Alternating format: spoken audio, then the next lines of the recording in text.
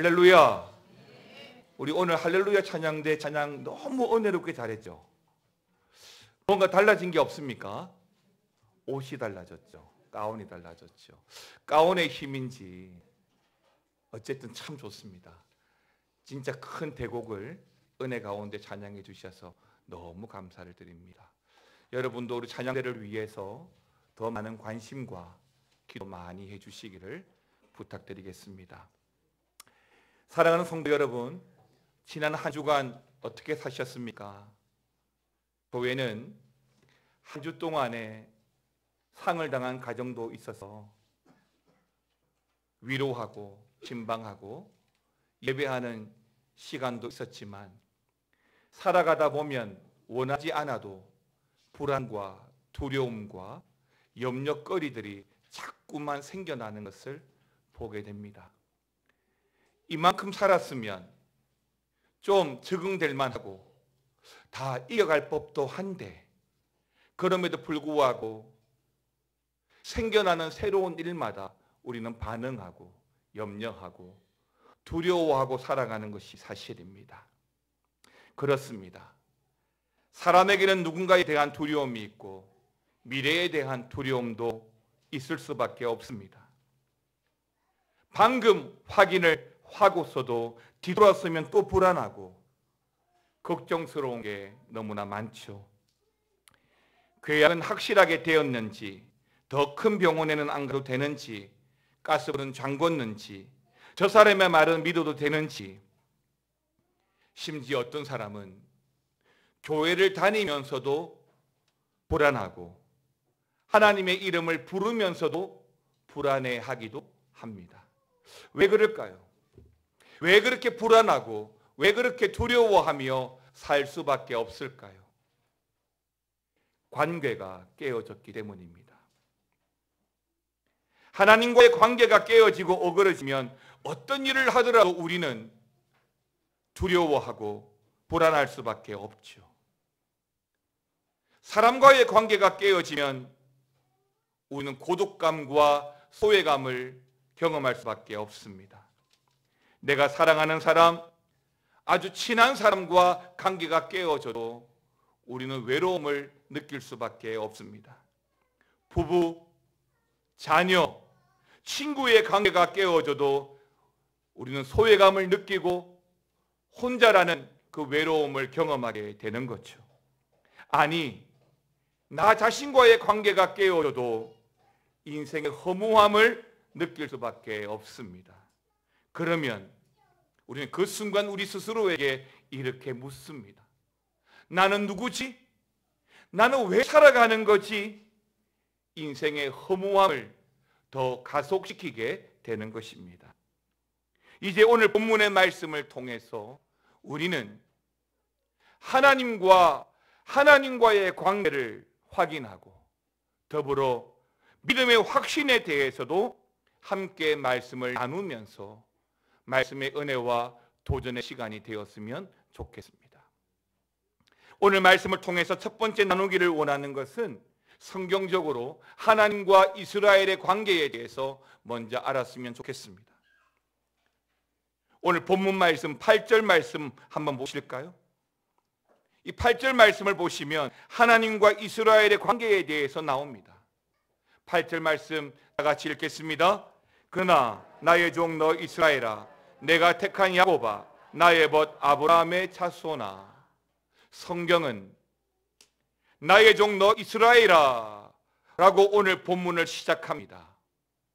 그러니까 오늘 본문을 시작하는 이 말씀은 하나님과 이스라엘의 관계가 주인과 종의 관계라는 것을 말씀해 주고 있지만, 이것은 주종관계, 그러니까 단순히 어떤 그런 계약적이고 사무적인 관계가 아니라 주인의 모든 것을 다 알고 종의 모든 것을 다 알고 종의 가족, 종의 고민거리도 그 아픔에 대해서도 이해할 수 있는 아주 밀접한 관계라는 사실을 말씀해 주고 있는 것입니다. 사도 바울은 그의 서신서 13권 그 서두에서 예수 그리스도의 종된 나 바울은 이러한 표현을 자주 사용했는데요. 그러니까 아주 깊은 신뢰 관계를 가진 주인과 종의 모습을 보여주고자 했던 것입니다. 오늘 본문에서 그리고 이어서 내가 택한 야곱아라고 하는 말씀을 주고 있습니다. 하나님께서 직접 선택한 사람이다 라고 하는 것을 강조해 주는 것이지요. 그러니까 수많은 사람 중에 내가 너를 선택했다, 너를 잊어버리지 않았다 라고 말씀해 주시는 것입니다. 이스라엘 백성들은 지금 나라가 망했습니다.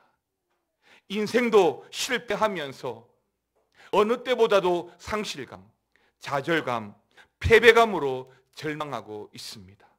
그런 순간에 오늘 하나님은 우리에게 이런 말씀을 주십니다. 내가 너를 치러서 버리지 않았다. 내가 너를 진주처럼, 보석처럼 가장 아끼는 선택받은 사람이다 라고 이스라엘과 하나님과의 관계를 다시 상기시켜주고 있는 것입니다. 또 8절 말씀 이어서 보실까요? 나의 벗 아브라함의 자손아라고 말씀해 주고 있습니다. 그렇게 부르시는 거죠. 하나님은 이미 무너진 이스라엘이지만 그들을 향해서 여전히 나의 벗이라고, 나의 친구라고 부르십니다. 그런데 여기서 정말 안타까운 것이 뭐냐면 하나님은 계속해서 이스라엘을 그렇게 여기셨어요. 그렇게 부르셨지만 이스라엘은 그러지를 못했다는 겁니다.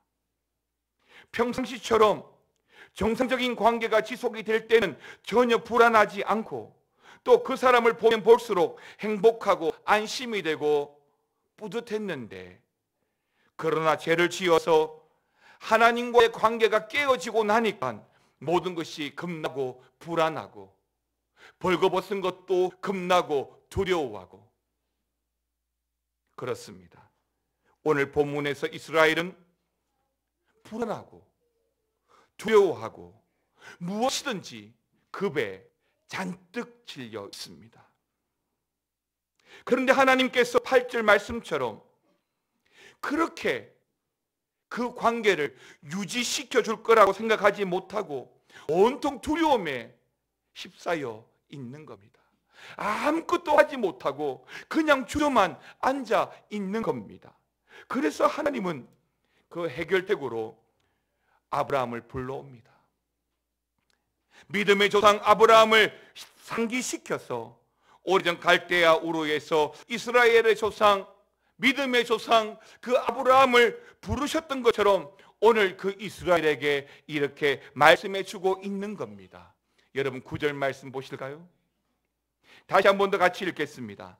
내가 땅 끝에서부터 너를 붙들며 땅 모퉁이에서부터 너를 부르고 내게 이르기를 너는 나의 종이라. 내가 너를 택하고 싫어하여 버리지 아니하였다 하였노라. 할렐루야. 아멘이죠. 여기서도 보십시오. 땅 끝입니다. 땅 모퉁이에서 불렀다고 말씀하시잖아요. 이것은 하나님께서 아브라함을 갈대아 우르에서 불렀다는 것입니다. 창세기 12장 1절 처음 하나님께서 아브라함을 부르실 때죠. 여호와께서 아브라함에게 이르시되 너는 너의 고향과 친척과 아비 집을 떠나 내가 내게 보여줄 땅으로 가라 하셨습니다. 창세기의 배경은 내가 너를 택했다. 너는 나의 종이다.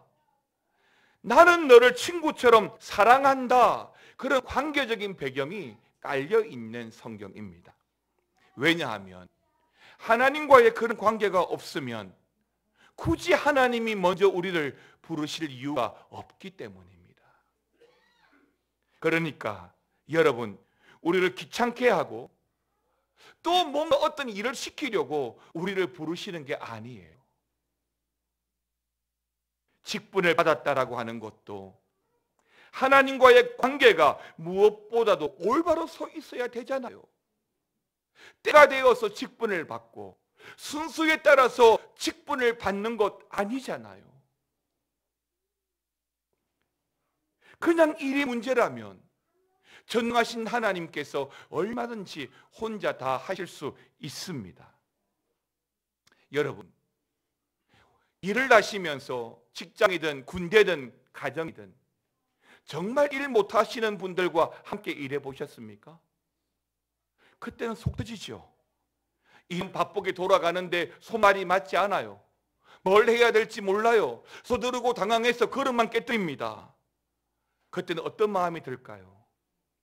차라리 나 혼자 하고 말지 라는 생각도 분명히 들 겁니다. 그런데요, 호흡이 너무 잘 맞아요. 눈치도 빨라요. 손발이 잘 맞아요. 또 그러면 어떻게 되죠? 그때도 난리가 나죠. 일이 너무 잘 돼요. 굳이 말하지 않아도 다 알죠. 사랑하는 성도 여러분, 하나님은 그런 관계를 기대하시고 우리를 부르시는 겁니다. 아무 상관없는 정말 아무나를 부르는 게 아니에요. 뜻도 모르고 눈치도 안 맞고 손발도 안 맞는 이런 아무나가 아니라 하나님과의 관계, 하나님을 찾고 의지하는 그런 관계, 그 속에서 오늘 우리를 부르신 겁니다.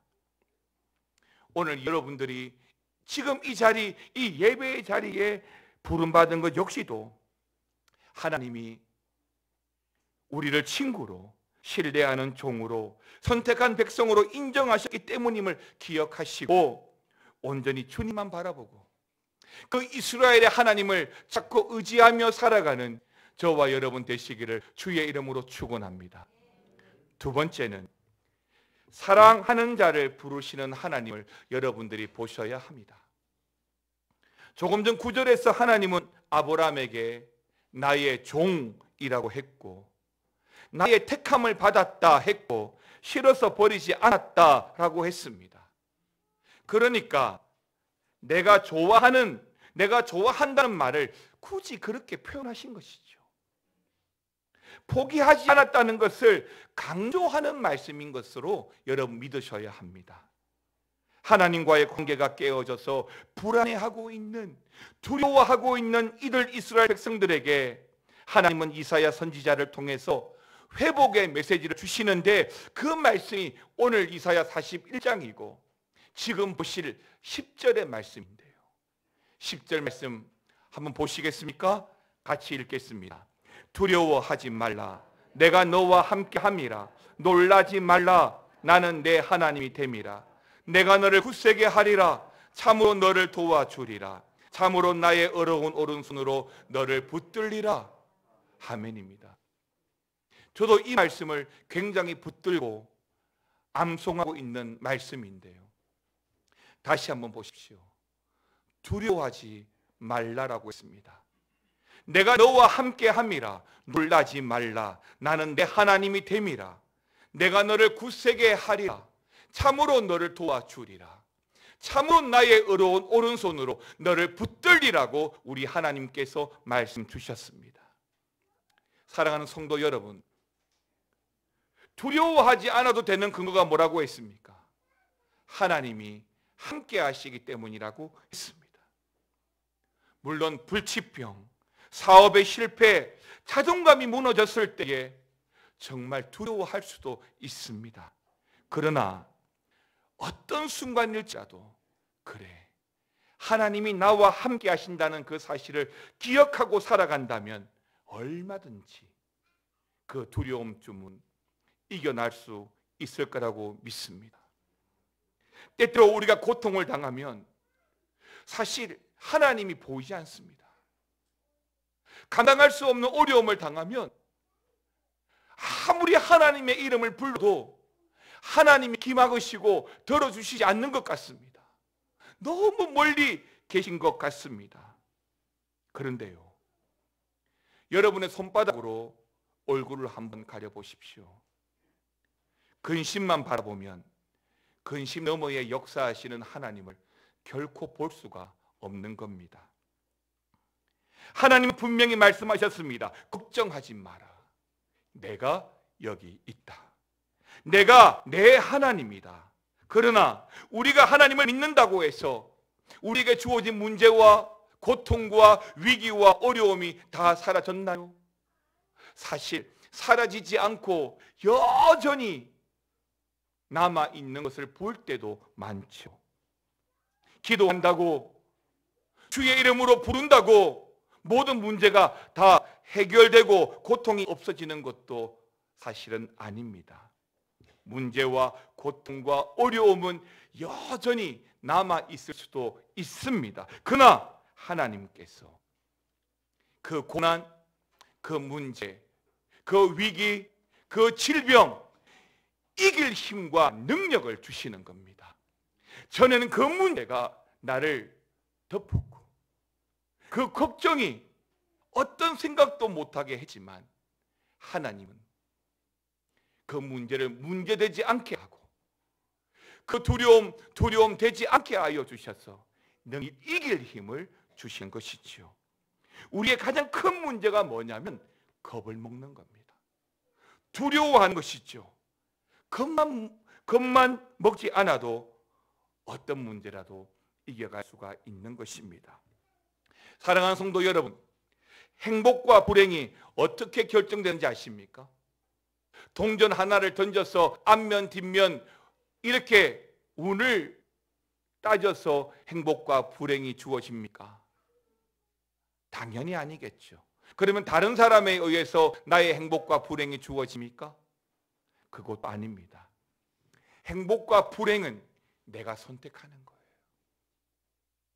어려운 일이 있어도 행복을 선택하면 어려운 일을 행복하게 이길 줄 믿습니다.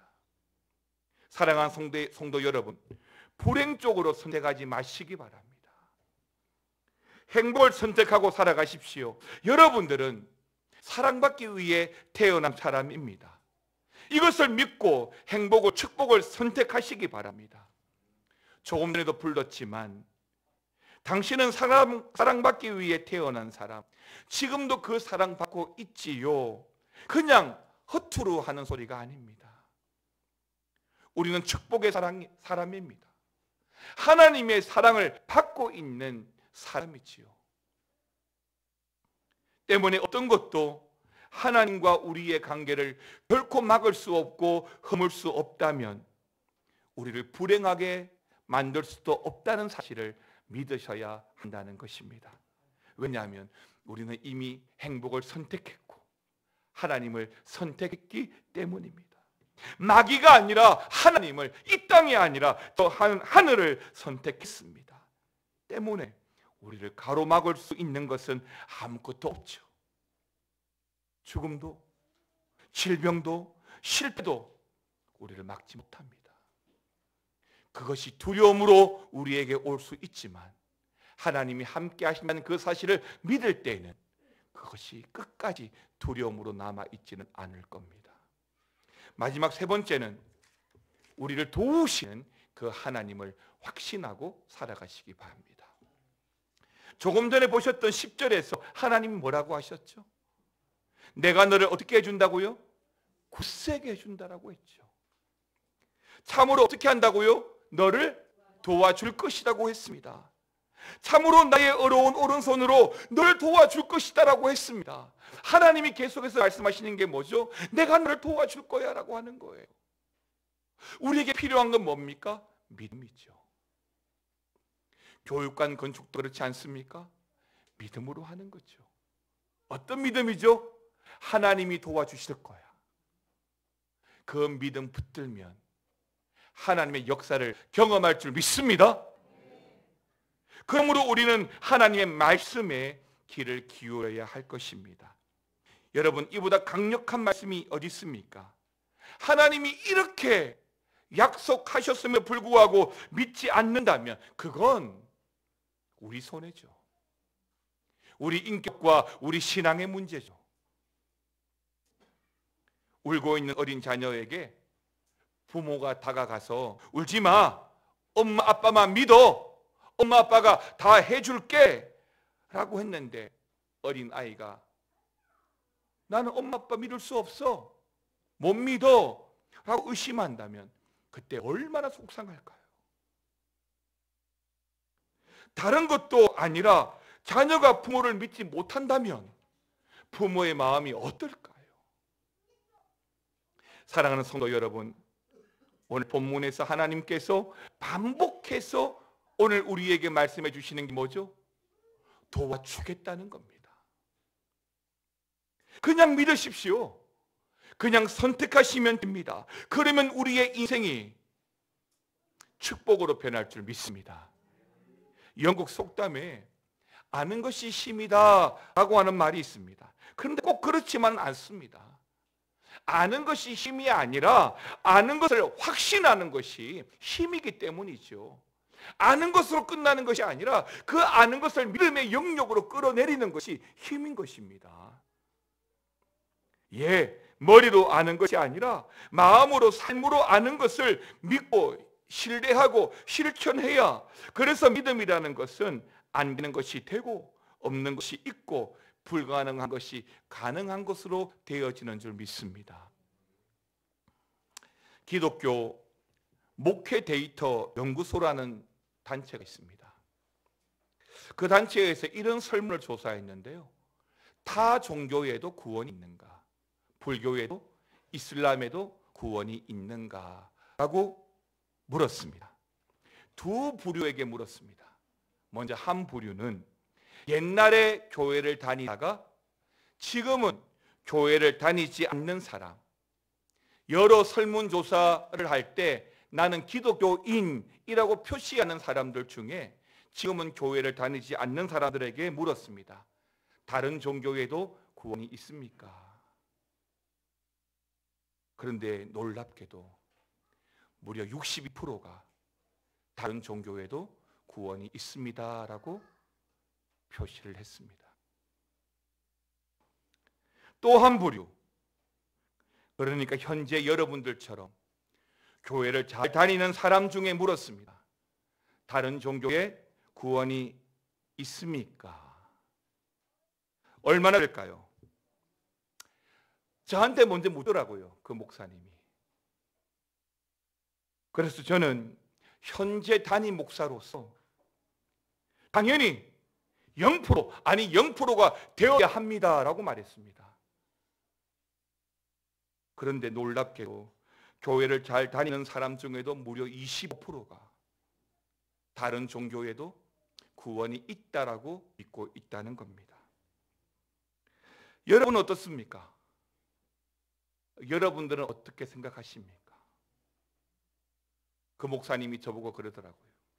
목사님, 교회도 예외가 아닐 겁니다. 사랑하는 성도 여러분, 구원도 그 출발은 믿음입니다. 그런데 그 믿음이 잘못된 믿음이라면, 틀린 믿음이라면 당연히 영생도 없겠죠. 나이가 들어가고 연세가 많아 이제 연로하신 분들의 특징이 뭐냐면 믿음으로 구원받는 이 사실을 자꾸 잊어버려요. 우리 전복팀이 보여준 것처럼 선한 행위, 착한 행실이 구원의 조건이라고 말하시는 분들이 참 많습니다. 의외로 오늘 죽어도 구원의 확신이 있느냐는 그 질문에 아이고 목사님, 내 살아온 게 변변치 않아서 이렇게 말하시는 분들이 참 많습니다. 여러분, 다시 강조하지만 구원은 하나님의 선물입니다. 그리고 우리는 그 사실을 믿는 거예요. 에베소서 2장의 말씀대로 영생은 하나님이 거저주신 선물이니까요. 이 사실을 믿으면 영생을 얻습니다. 그리고 그 믿음이 있으면 불안이 없어집니다. 그리고 찬송이 나오죠. 기쁨이 나옵니다. 감사가 나오죠. 긍정적인 생각으로 내 인생이 충만해지는 거예요. 말씀 안에서 이런 믿음을 가지고 있으면 우리를 괴롭히고 우리를 두렵게 만드는 어떤 요소들과 악인들이 여러분 눈 깜짝할 사이에 없어지고 사라지게 될 것이라고 믿습니다. 설명 보실까요? 이사야 41장 11절 12절 그렇게 해놓았잖아요. 여기 이 이사야 41장 특별히 11절에 보게 되면 우리를 괴롭히고 우리를 두렵게 불안하게 만들었던 그 세력들을 네 가지로 구분해서 말씀해 주고 있습니다. 뭐라고 되어 있죠? 내게 노하던 자들, 또 너와 다투는 자들, 너와 싸우는 자들, 너를 치는 자들, 이렇게 네 부류로 나와 있죠. 그런데 이런 자들이 11절 서두에 보니까 이런 자들, 나에게 노하던 자들, 나와 다투던 자들, 나와 싸우던 자들, 나를 치는 자들, 이런 자들이 뭐라고 했습니까? 서두에 수치와 욕을 당하고 멸망하고 허무하게 될 것이다 라고 했지 않습니까? 자, 그렇다면 왜 이들이 다음 절 12절 말씀처럼 우리를 불안하게 하도록 다투고 싸우고 치고 노하던 자들이지만 그들이 수치와 욕을 당하고 멸망하고 허무하게 될 뿐만 아니라 뭐라고 했습니까? 12절 서두에 너가 찾아도 너와 싸우는 자들을 뭐 할 것이요? 할렐루야, 만나지 못할 것이요 라고 했습니다. 자, 그러면 하나님께서 오늘 이 이스라엘에게 나를 두렵게 만드는 그런 자들을 만나지도 못할 것이다 라고 왜 했을까요? 그 다음 절 13절 말씀 한번 보십시오. 이는 나 여호와 너희의 하나님 내 오른손을 붙들고 내게 이르기를 두려워하지 말라, 내가 너를 도우리라 할 것임이니라. 할렐루야. 그렇습니다. 우리가 잘나고 똑똑해서가 아닙니다. 하나님이 우리를 보호하시고 도우시기 때문인 줄 믿습니다. 10절에서도 13절에서도 이 본문에서 계속적으로 하나님이 우리에게 말씀해 주고 있는 게 뭐예요? 내가 너를 도울 것이다 입니다. 하나님께서 커다란 날개를 펴셔서 어떤 비바람도 우리의 머리에 물이 묻지 않도록 보호하시고 머리털 하나 상하지 않도록 보호해 주실 것이라고 말씀해 주고 있는 겁니다. 그런데 여기서 우리가 한 가지 더 기억해야 할 것이 있는데, 이런 하나님의 보호받음은, 보호하심은 우리로 말미암아 시작되는 것이 아니다라는 겁니다. 우리의 잘나고 못나고 우리가 뭔가를 하고 뭔가를 하지 않고 우리가 성공하고 실패하고 그런 우리로 말미암아 하나님의 보호가 주어지는 것이 아니라는 거예요. 때때로 우리는 우리의 연약함 때문에, 우리의 불안함 때문에, 우리의 실패 때문에 하나님의 도움을 찾지만 그것 때문에 하나님이 우리를 도우시고 보호하시는 게 아닙니다. 다시 말하면 여러분, 만약에 우리가 하나님을 붙잡는다고 한다면 우리 악의 힘이 풀려서 얼마든지 놓칠 수 있지만 하나님이 우리를 붙잡은 것이기 때문에 안심해도 된다는 겁니다. 그 말씀을 11절, 10절에서도 13절에서도 오늘 본문에서 계속해주고 있는 거예요. 우리는 붙잡을 필요와 이유가 있을 때만 붙잡지만, 그래서 내 능력과 한계에 따라서 그 붙잡음이 약해질 수 있지만 하나님은 한번 붙잡은 그 붙잡음이 결코 풀리거나 놓쳐지지 않는다는 것이죠. 이 사실을 뭐 해야 된다고요? 믿는 거예요. 믿으면 돼요. 지금 2층에도 우리 서아가 있지만 아이들은 너무 단순하잖아요. 대놓고 믿어요. 지가 뭐라고 달라고 하면 부모가 다 주는 줄 알아요.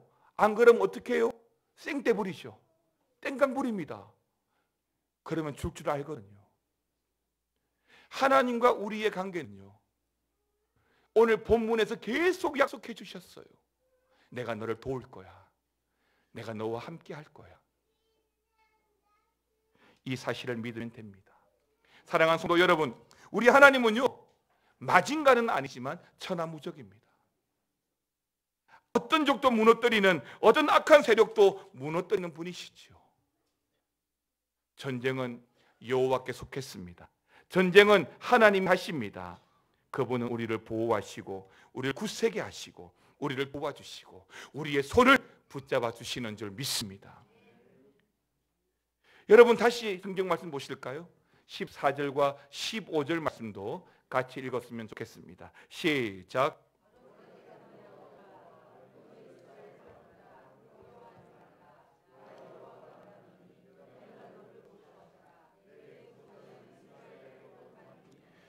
보라, 내가 너를 이가 날카로운 새 타작기로 삼으리니 내가 산들을 쳐서 부스러기를 만들 것이며 작은 산들을 겨같이 만들 것이라. 아멘입니다. 여러분 14절 말씀 보시면 이제 하나님께서 이스라엘 백성들을 뭐라고 부르십니까? 버러지 같은 너 야곱아라고 부르고 있습니다. 개역 한글 이전 성경에는 이 본문을 지렁이 같은 너 야곱아라고 번역했었는데 왜 하나님이 이스라엘 백성들을 버러지, 지렁이라고 부르시죠? 오해하지 마십시오. 이 말은 하나님이 이스라엘 백성들을 비하하는 말이 아니라 지금 이스라엘 백성들이 스스로가 자신들을 그렇게 여기고 있다는 겁니다. 그리고 하나님이 이스라엘을 그렇게 생각하신다는 것이 아니라 그러한 현실 가운데 이미 작아질 대로 작아져 버린 그들의 자존감, 낮아질 대로 낮아져 버린, 그래서 아무것도 할 수 없는 지렁이 같은, 버러지 같은 자신이라고 생각하는 그들을 하나님께서 부르시는 거예요. 그런데 하나님은 그런 백성들에게 약속해 주셨습니다. 그러니까 아무것도 할 수 없는 지렁이 같은 야곱을 바꾸어 주시겠다는 거예요. 무엇으로요? 15절. 무엇으로 바꾸어 주십니까? 이가 날카로운 새 타작기로 바꾸어 주시겠다는 것이겠습니다. 여러분 아시겠지만 타작기는 뭐예요? 둥그런 원통에다가 모처럼 날카로운 것들이 박혀 있으면서 돌리면 돌리는 대로 곡식들이 다 까부러지죠. 그래서 지렁이 같은 이스라엘이 새 타작기가 되어지면 산들을 부수고 돌멩이가 되고 작은 산들을 부셔서 겨가 되도록 만드는 존재로 바꾸어 주시겠다라고 말씀해 주고 있는 것입니다. 이것이 바로 이스라엘을 향한 하나님의 약속입니다. 그 약속이 오늘 우리에게도 동일한 줄 믿습니다. 사실 오늘 살아가면서 무섭고 두려운 것이 참 많습니다. 러시아와 우크라이나의 전쟁은 러시아와 우크라이나만의 전쟁이 아닙니다. 중국이 개입할 수 있고 이란도 개입할 수 있고 일본도 개입할 수 있고 미국도 개입할 수 있고 북한도 개입할 수 있고 우리나라도 개입할 수 있죠. 전쟁의 문제는 얼마든지 우리에게 공포와 두려움을 가져줄 만한 핫 이슈입니다. 그런 커다란 세상 속에서 우리는 마치 지렁이 같은 존재라고 할 수 있을 텐데, 그런데 하나님은 그런 우리를 타작마당의 새 기계처럼 바꾸어 주신다고 하셨습니다. 그러므로 우리는 당당하게 떳떳하게 사셔야 합니다. 빚도 있고 병도 있고 이중 삼중으로 고난과 연속이 있더라도 주님의 세밀한 음성을 듣고 그 말씀에 귀를 기울이시기 바랍니다. 기도를 통해서 하나님과 대화하고 말씀을 통해서 하나님의 뜻을 깨닫게 된다면 얼마든지 하나님의 능력과 하나님의 승리와 하나님의 기쁨이 우리 안에 살아나는 경험을 하시게 될 거라고 믿습니다. 사랑하는 성도 여러분, 믿으면 믿는 대로 됩니다. 불행을 선택하면 불행해지고 의심을 선택하면 회의론자가 될 겁니다. 그러나 믿음을 선택하면 오늘 야곱처럼 위대한 믿음의 사람이 될 거라고 믿습니다. 우리는 더 이상 지렁이가 아니죠. 더 이상 버러지가 아닙니다. 우리 스스로 지렁이라고 버러지라고 여길 필요도 없습니다.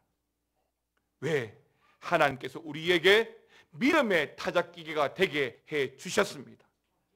우리의 모습, 우리의 인생, 우리의 청사진이 바뀔 필요가 있어요. 그 자리에 주저앉아 살지 마십시오. 믿음으로 도전하고 사십시오. 오늘 우리에게 주시는 말씀, 내가 너와 함께함이라는 그 말씀 붙들고 살아간다면, 그 믿음을 선택하고 살아간다면 우리 하나님이 우리 가정에, 우리 자녀의, 우리 직장과 인생에, 우리 교회의 주인이심을 알게 될 것입니다. 하나님을 향한 이런 믿음을 붙들고 살아가시기를 바랍니다. 그러면 세상 그 어떤 어려움 속에서도 세상 끝날까지 우리를 지켜주시는, 우리를 붙잡아 주시는 그 하나님을 보게 될 것입니다. 이번 한 주간에도 믿음을 선택하시고 그 믿음으로 여러분의 가정을 지키고 그 믿음으로 우리 교회관 건축을 통해서 하나님께 나아가는 저와 여러분 되시기를 주의 이름으로 축원합니다. 찬양하겠습니다. 주 사랑이 나를 숨쉬게 해. 주 사랑이 나를 숨쉬게 해. 세상 그 어떤 어려움 속에도 주 은혜로 나를 돌보시며 세상 끝날까지 지켜.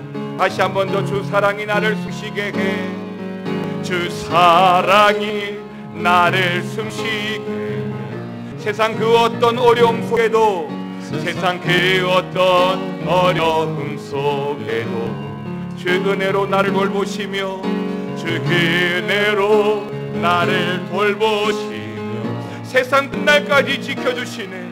세상 끝날까지 지켜주. 고백합시다. 주님만이 내 아픔 아시며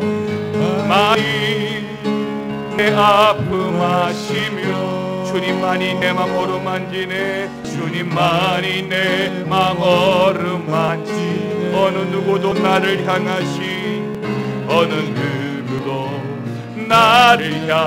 주님의 사랑을 끊을 수 없네.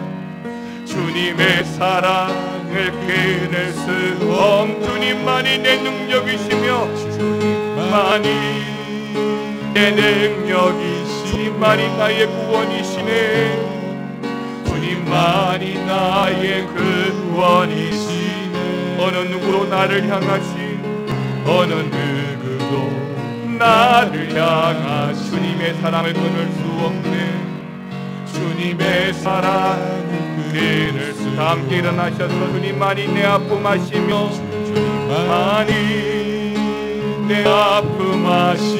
주님만이 내 맘 어루만지네. 주님만이 내 맘 어루만지네. 어느 누구도 나를 향하 주님의 사랑을 끊을 수 없네. 주님의 사랑을 끊을 수 없네. 주님만이 내 능력이시며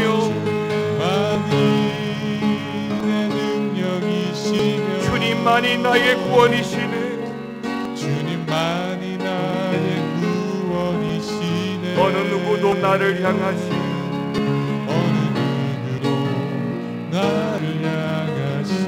주의 사랑을 끊을 수. 주님의 사랑을 끊을 수 없네. 하나님, 주님의 사랑이 우리를 숨쉬게 하고 주님의 그 사랑이 우리를 주의 길로 이끌어주시는 줄 믿습니다. 세상 그 어떤 어려움 속에도 세상 끝날까지 우리를 지켜주신다라고 말씀하셨는데 이제 눈을 들어서 믿음을 선택하고 하나님을 바라며 살아가는 우리의 인생이 되게 하여 주시옵소서. 세상을 살아가면서 우리를 근심케 하는 것이 무엇입니까?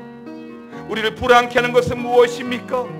주여 믿음으로 이겨갈 수 있도록 주여 위로하시고 은혜를 더하여 주시고 함께하여 주시옵소서. 내가 너를 도우리라 하신 그 말씀 기억하며 살겠습니다. 지금은 우리 주 예수 그리스도의 은혜와 아버지 하나님의 놀라우신 사랑과 성령의 감화감동 교통 충만 위로 역사하여 주심이 내가 너와 함께 함이니라. 내가 너를 굳세게 하리라. 내가 너를 도우리라 하신 그 하나님 믿고 의지하며 선택하고 살아가기를 원하는 모든 성도들 위에 교회 위에 영원토록 함께 있을지어다. 아멘.